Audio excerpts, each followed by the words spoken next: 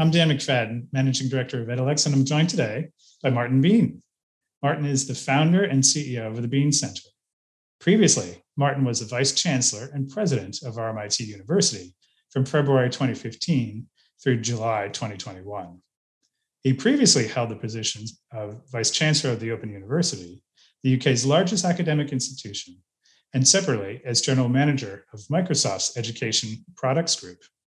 He has held various executive leadership roles at Novell and other companies integrating technology and learning systems.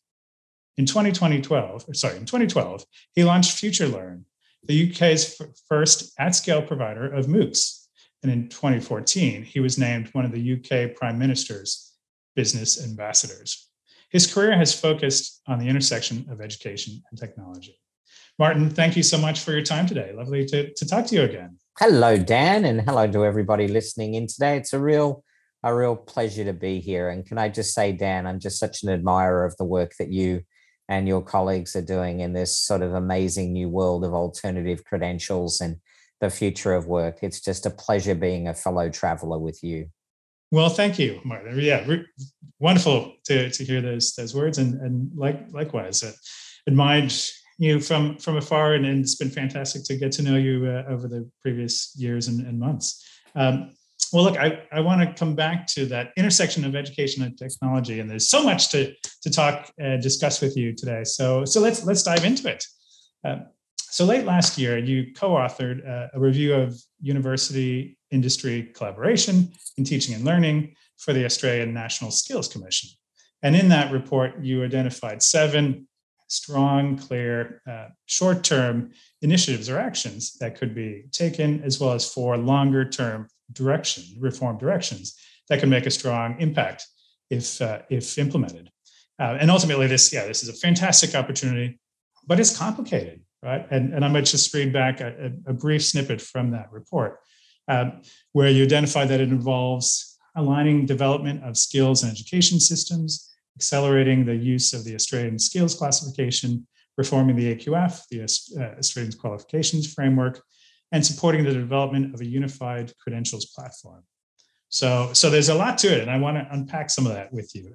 But I guess the first question is, why now? Why is now the best time or right time to tackle these?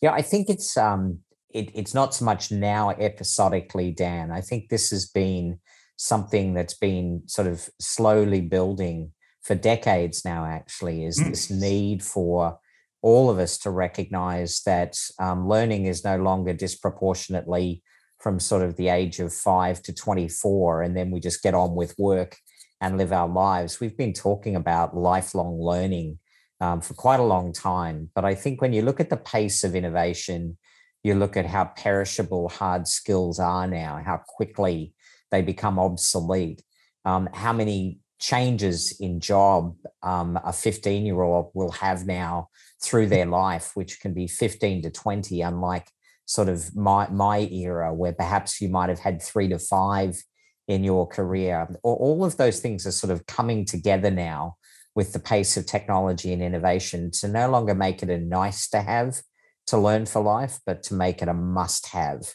And I think that's been accelerated by COVID, where I think it became very, very clear that it is possible to be able to not only deliver high quality learning, which I've known about for decades through digital media and forums and practices, but also to be able to give access and engage people at all stages of their lives in meaningful ways, down. So a little bit long-winded to say the report might have come out in December, but actually it's really been building for quite some time. No, fantastic. And despite the clear negative impact that COVID pandemic has had, it is creating a number of these new opportunities and silver linings to that very dark cloud. So that's great to think about that context as well. So in order to implement these initiatives and direction, it's going to require greater collaboration than we've typically seen between higher education, government, and industry. So a couple of related questions on that. What are some of the obstacles we need to be aware of with that? And then ultimately, more importantly, how can we be as successful as we can be? Yep. So let's start maybe with the actors that you pointed out. So I think for government, it's really about making sure that they do two or three really critical things. And can I just say, Dan, the department and the minister commissioned this report, and they've been incredibly welcoming of Peter's and my recommendations. But if you look at some of the recommendations, the Noonan review on the reform of the AQF to enshrine micro credentials and build a more connected system, that's been out for quite some time now. So really our big shout out to government in our findings is, okay, and let's get on with it. You fully accepted the Noonan recommendations, so let's just get it done, because that's going to create the enabling framework. The second area is, for all of this to work, we need a common skills currency. What I talk about in the report is rich skill descriptors to be used by employers, to be used by individuals, to be used by education organizations and by government. So we're all speaking the same language. The Skills Commission has done a terrific job of taking their first few steps with Project Jedi in the vocational area, but our recommendation is that they be funded and allowed to extend that into tertiary education and beyond, Dan, so Australia has a well understood rich library of skill descriptors that we can all use. And then the third area, Dan, is there's a lot of initiatives being funded right now. You've got the National Micro Credentials Marketplace, you've got the National Credentials Platform, you've got the National Careers Institute, you've got the National Skills Initiative and the Commission that I've already talked about. We need to bring these initiatives together, Dan. Interoperability, open standards, transparent and effective APIs so that data can be written from a variety of sources. All of those things really need to be pulled together in these funded initiatives from the Commonwealth Government. And I'm working with them, and they are certainly putting a lot of time and effort into making sure that we do just that. So that's the important part there. I think for industry, Dan, they're up for it, but they would be the first to say they have to be part of the curriculum design process, the program design process, and they want to be.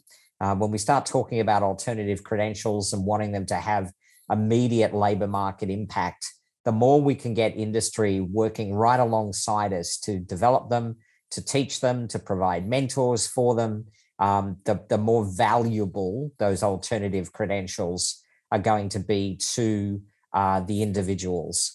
And then when it comes to education providers, universities, TAFEs, higher education providers of any type, I think an openness and a willingness to recognize that they have a role to play for the lifelong learner, that even though they may have traditionally focused on a sort of a younger profile of learner, government wants them to do it, industry wants them to do it, we want them to do it, you and I, Dan, but they've got to have an openness to doing things in different ways. Industry wants shorter, they want sharper, they want more industry enabled, they want them to have more direct link between what's being taught with the skills and the skills gaps and deficits that they have to be able to drive their organizations forward to innovate and remain competitive. And so it is going to require us as the education providers to engage with them in ways that perhaps we haven't done as much of in the past, Dan.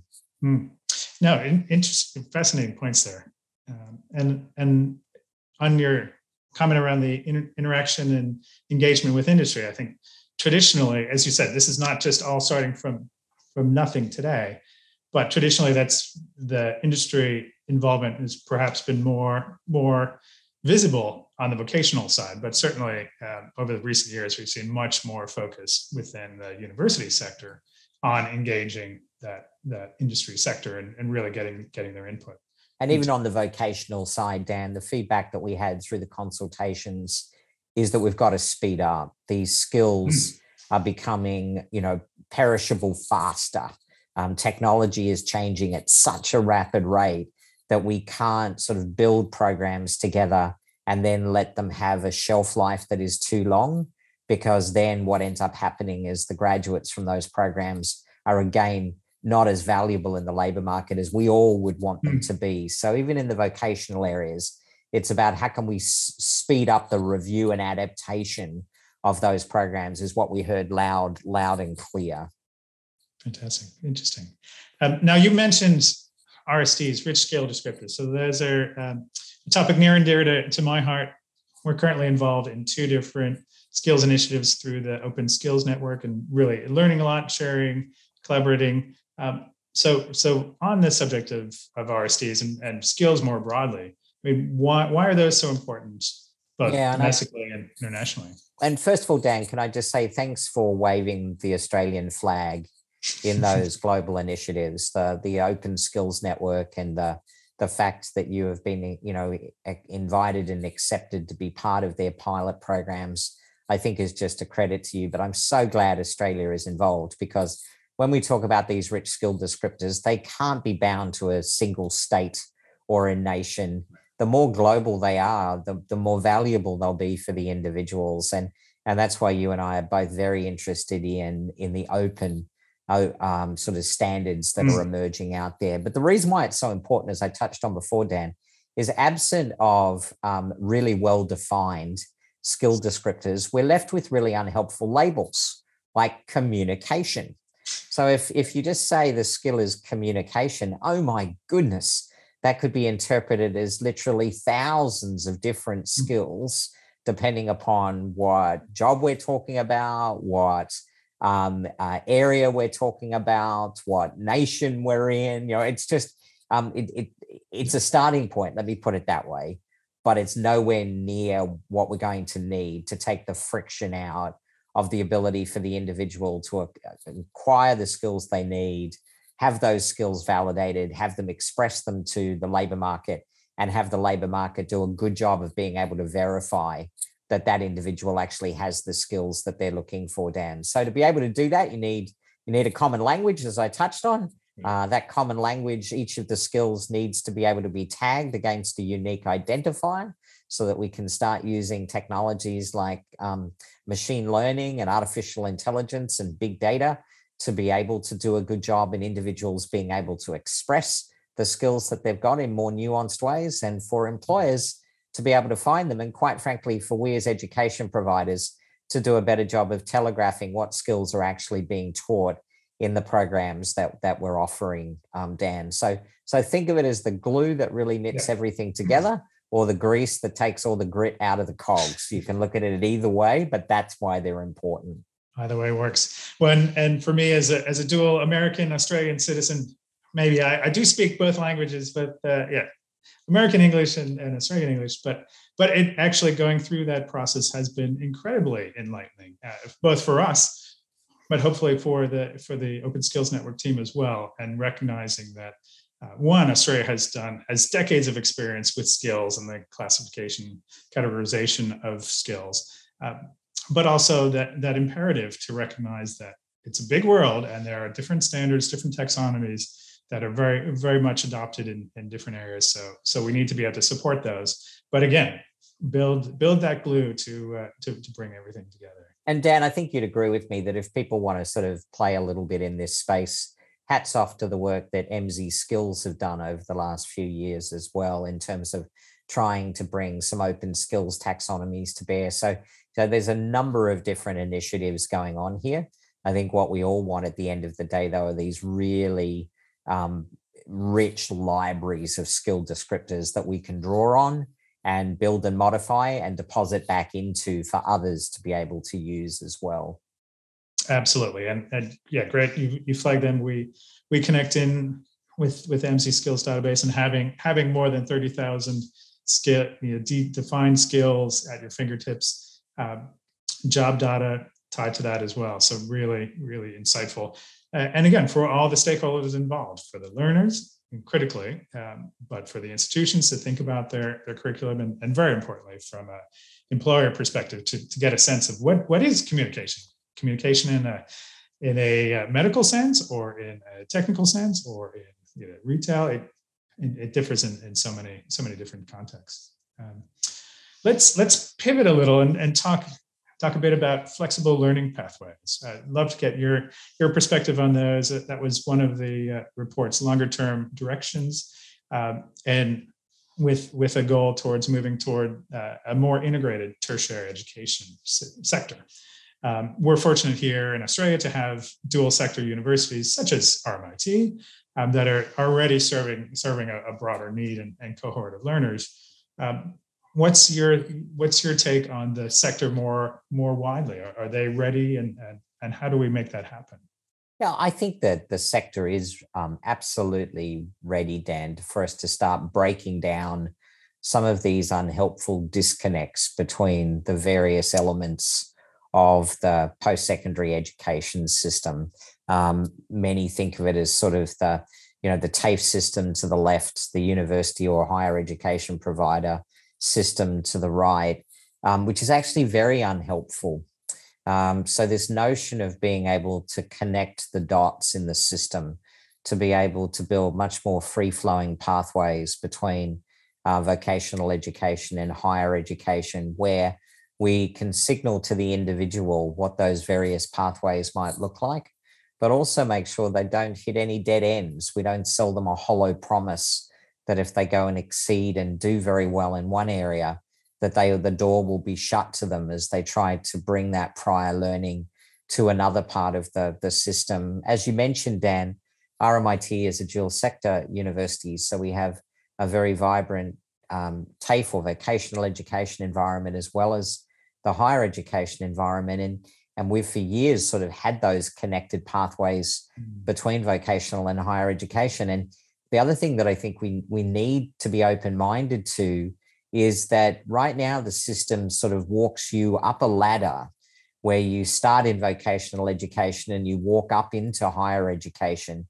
But if you turn around and you want to go back down, there's no funding available to you, which just really isn't it's not a fair system.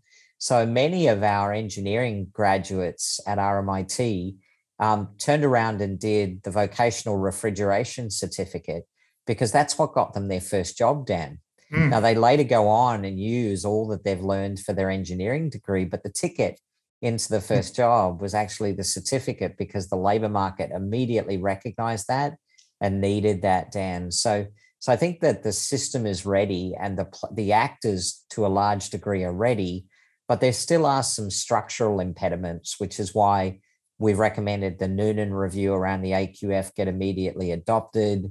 We've talked at length to government about the need to harmonize the funding, but also these alternative pathways, Dan. The funding that was put in place by Minister Tian around short courses. When we did the consultation for universities, it was fascinating to me how many of the universities use these short courses and micro-credentials as alternative on-ramps into higher education, Dan. So they used it for people to sort of be able to test the waters or find a way in without going through traditional ATAR or mature age sort of admission practices. So I think it's a good example of where people are willing, but we've still got some work to do just to connect all of the pieces of the puzzle, Dan. Yeah. Well, and you've referenced alternative credentials, micro-credentials, and digital badges. So that certainly seems to be a key aspect of it. And the usage has certainly exploded across the industry. Yeah. Any further insights there? Yeah. So let's talk a little bit about digital badges that are typically the currency that are used once somebody has studied an alternative credential or is increasingly becoming that case. The fascinating thing for me, Dan, is how overly focused people are on the image file of a digital badge instead of actually where the magic really happens, which is the structured JSON data that sits inside the image file. The only reason why we chose image files was because they're so readily transportable around the internet and readily depositable in different areas of the internet. But the real value of a digital badge is that structured data that sits inside the badge. And the ability if somebody expresses that badge to the world, to an employer, to their LinkedIn profile, to their Facebook page, people can click on it and come back to the source of where that badge was issued from, Dan. And that's pretty powerful because if the badge has been designed well, you can see who the issuing organization was.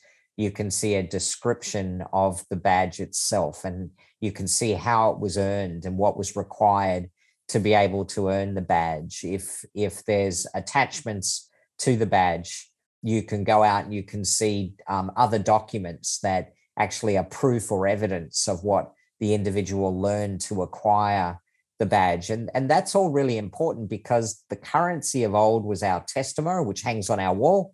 I've still got mine. My grandma loves looking at them, and they're still really, really important. Right. But it's just a static piece of parchment, right? Whereas as I curate my digital portfolio by leveraging things like my equals and the future of the National Credential Platform and my micro and alternative credentials, I unlock then a much richer set of resources for would-be employers or universities from an admissions standpoint, etc., to be able to get a real sense of the skills that I've developed and the evidence to go along with it, Dan. And that's really what gets me excited about digital badging, not the image file or the sticker, as pretty as that can be. It's really about the ability for me to express to the world a richer portfolio of who I am and what skills I've acquired. Perfect. Now, definitely kindred spirits on that. And for us, that the importance of evidence, the imperative of personalized and meaningful evidence to help bring that credential to life and full context is so essential.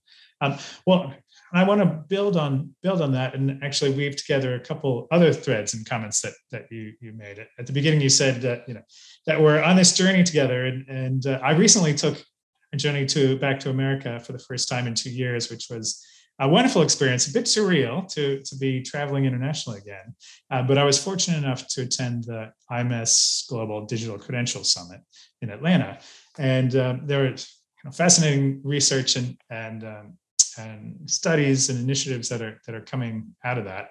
And a number of them flagged a challenge, and you touched on it already, around the challenge of getting that first job out of university, out of TAFE, or community college, and they flagged the challenges that so many companies are looking for 2+ years of experience, and that's something that's certainly true for us at Edalex. That we were recently searching for a software developer, and we put, just like everyone else, 2+ years of experience. So we wanted to ensure that they had that real world experience, that they would be able to ramp up to speed quickly and jump right in.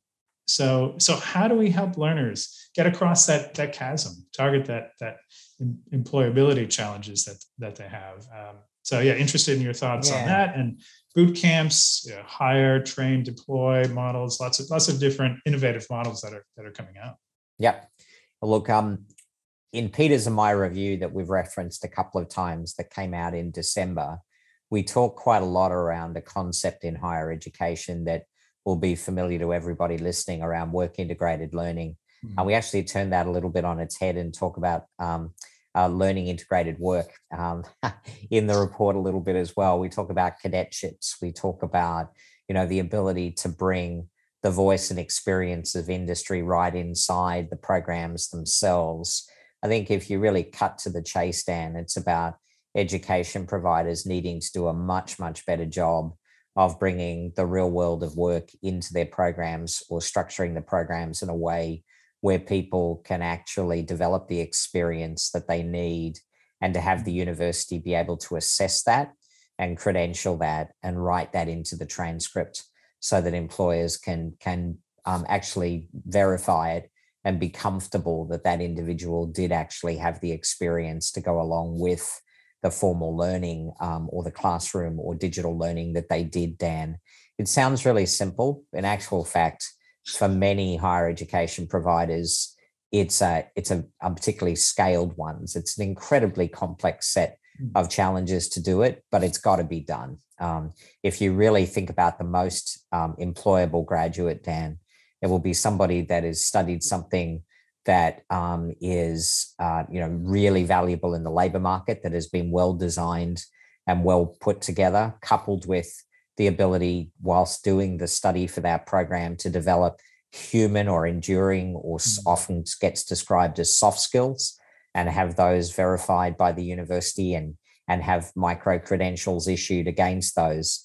and then to be able to, with confidence, demonstrate that they've had some experience in the real world of work. That from an industry perspective suddenly makes the graduates coming out of our TAFEs and our universities and our higher education providers much more valuable as they leave day one. And they're not feeling that way, Dan. And it might be a harsh critique. And for those of us on the education provision side, we don't like hearing it. But the employers that we spoke through the consultation and the work that I do with the Bean Centre now, I increasingly hear that employers just don't feel that the graduates that they're getting from our universities particularly are fitting their needs day one as they head into the workforce. And it's arguable they never did, but I am worried, Dan, that I'm hearing that more and more. Right. No, look, agreed. And again, just coming from that my own anecdotal experience, I received one CV from someone who was a recent graduate, but had also done a boot camp attached to that university, Australian university in this case. And I got really excited to say, there's that blend of the university education plus this very practical, hands-on, boot type experience. So boot camp type experience. So do you see these alternate models as threats or opportunities or both for? I think they're clearly opportunities. And again, we need to be careful in sort of looking below the headline of a boot camp provider, like just the, sort of caveat emptor, let the buyer beware. Not all boot camp providers necessarily do a good job of creating that real world experience either, Dan, but most do. So again, universities are increasingly in public-private partnerships embedding bootcamp type programs, be they summer programs or semester break programs, or actually formally part of the credit bearing programs, to really bring the outside in, to be able to bring in those skills and competencies to append to what they've traditionally taught, which is often brilliant, to create that more employable graduate. It gets described sometimes, Dan, as the T-shaped graduate, where they've got more of the general education, but then they've gone very deep in one or two areas that are the skills that are immediately recognizable in the labor market that allow them to get that first job, to then unlock the power of the more horizontal skills and capabilities that they've developed. And I think we're going to see more of that. And some universities will develop that from within, others will partner for it. As I often say to the universities that I work with all around the world, the only option that really isn't an option is doing nothing. And those universities that are doing nothing to respond to not the future of work, but the reality of work right now, Dan, I think are going to, history is not going to judge them very kindly. Agreed. Oh, great insights, Martin. Just a couple more questions. We really appreciate all your time. I'm really interested in your perspective on Australia's positioning in terms of the shift to the knowledge economy and really ensuring that we're in that sweet spot. I'm very proud, Dan. So when I talk to my American colleagues and my British colleagues and in Europe and Asia, Australia and New Zealand, I must say, we're way out ahead with initiatives like the National Skills Commission, the National Careers Institute, the National Credentials Platform, the National Micro-Credentials Marketplace, the AQF enshrining micro-credentials and connected systems, all fantastic in terms of where we are from an enabling environment perspective, Dan. I think the challenge for Australia now, which has probably always been the case, is let's not reinvent the wheel. So my life is spent now making sure that I find where the great innovation is going on in the world. And we touched on one, with the Open Skills Network, or we touched on another which built on the back of the MacArthur Foundation and the Mozilla Foundation, the work of Concentric Sky and Badger and what they're doing, and IMS right alongside them. All of those, that the smart play for Australia now that we've got out ahead from an enabling environment perspective is to sweep up all of the other wonderful open innovation that's going on around the world and bring that to bear, rather than spending our time and our effort and our resources reinventing the wheel, Dan. So we've got ourselves into a great position. What we need to do, though, is to just bear in mind, just to really keep at the forefront of our brains, open standards, interoperability, global. I think if we keep thinking that way, we'll continue to be in a fantastic position on a relative basis. Fantastic, Martin. Very, very inspiring and very insightful. And I think I have a feeling you've already touched on this in a number of the different points you've made. But can you tell us more about the Bean Center? What are thank you, your Dan. aspirations and some of the initiatives you're involved in now? Yeah, I realized when I was sort of coming to the end of my time as a vice chancellor, you get very reflective.